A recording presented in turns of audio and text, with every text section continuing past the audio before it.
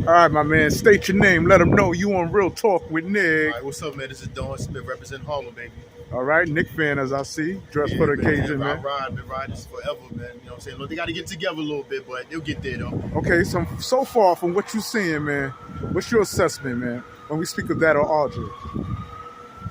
Well, only thing I see right now, what they need to do is they know how they got to finish the quarter. They have to know how to finish the fourth quarter. I'm seeing R.J Barrett is starting to step up and make them shots. Randle starting to do a little bit of things. Jalen Brunton, he's okay, but they needed somebody else. They still need a shooter, as far as I'm concerned. You're not completely sold on Jalen Brunson? I'm not completely sold on him. Why? Because I think he lacks certain things. He's not, to me, Donovan Mitchell is a complete package too. That's just me being a Donovan Mitchell fan. But Jalen Brunson, he's okay, but he's not the one I would have picked though. And I'll be honest with you. I know his pops is as part of the team, but he's not somebody I would pick. I don't see him taking the Knicks all the way. But do you see improvement under his leadership, though? I mean, they are a 500 team, man. If I'm not mistaken, They one are. game above. They are, and I'm hoping that they keep that up. Like I said, I'm a fan. I'm gonna watch. You know what I'm saying? I make my assessments because I'm a ball fan. I'm not just a Knick fan. I'm a sports fan. So I'm looking at stats. I want to know how they compete with the other team. Especially when they go on the road. So I got to know how they stack up against the other team when they start playing the big teams, the Lakers, the John Morants, and all like that. You know what I'm saying? So I think that I need to see more from them to establish. They're playing some teams that's good but not good. They're not playing the teams that got the star power, the Luka, the Joker, I want to see them win games like that. Giannis, things like that. Embiid, I want to see them win games like that. To me, that matters the most. Okay. Now, when I'm speaking that of R.J. Barrett, right? Since he got the extension, right? Yeah. 11 million. Some say his game diminished a little. It happens like that when you get a contract. Not to everybody, but most people that get a contract, they fall off a little bit. I'm just hoping that he just get it together and forget about what he got and start making his game more better. But I think he's going to get there, though. It's going to take him some time. I think he'll get there, though. Okay, now I'm going to play devil's advocate when we speak of that of RJ, right?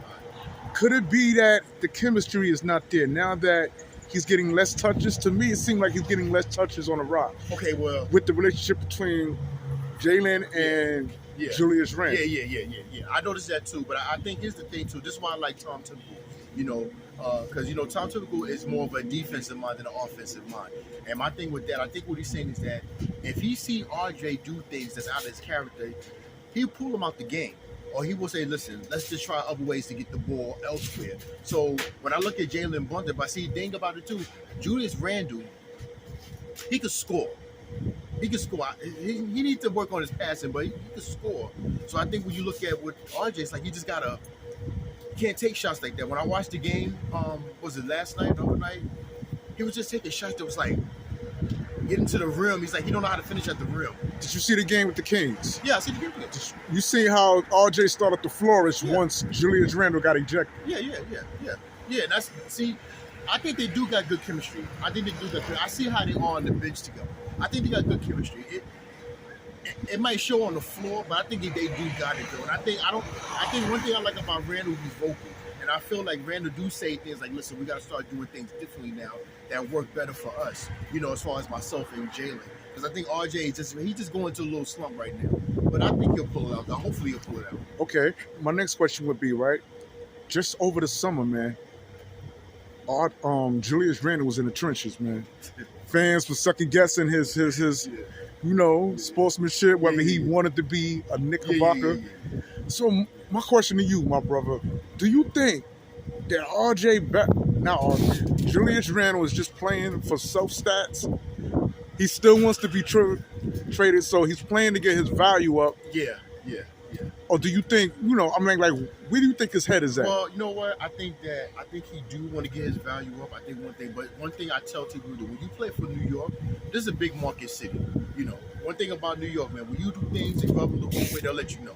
The crowd will let you know, yeah, man, you don't belong here, right? So I think Julius Randle needs to understand that he's playing in a good market. He's playing on the Knicks, so he'll make money, but his play will seem where his longevity going to be as far as that franchise is concerned. They will pay him the money because they will pay him that money, but I think he needs to show more consistent loyalty to the New York fan base, and then he can show that he wants to be here for the long haul. But I think he wants to be here. Though. I think he wants to be here. Okay, and what's your assessment on Cam Reddish, man? With the situation? Listen, man, I love Cam Reddish, man. I mean, I know that guy came from Atlanta. You know, that guy is good right there. They need to give him more playing time. He needs to be more. I think I like to see him in the starting rotation more as well because he could ball. That boy can ball. He's not happy though right now. I know because you know why? Sometimes when you leave a certain situation and then you're getting better, but you're not. But I hope they give him that because he can ball. He can really play. He can really play. Yeah. I think, to be honest with you, he plays better than R.J. Yeah? In what way? In what?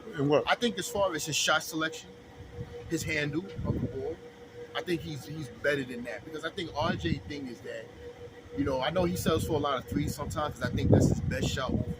Because like I said, sometimes R.J.'s shot selection is not the best selection.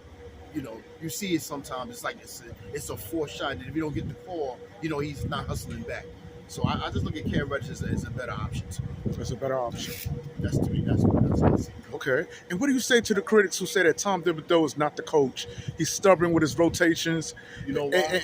You know why? Because he's an old school coach. He's an old school coach. And a lot of these coaches that's young give in to their players. You know what I'm saying? They give in to their players. So when you got like Tom Thibodeau, him and the other coach for the Spurs, they're like the only two oldest coaches in the league that stand firm in what they believe in.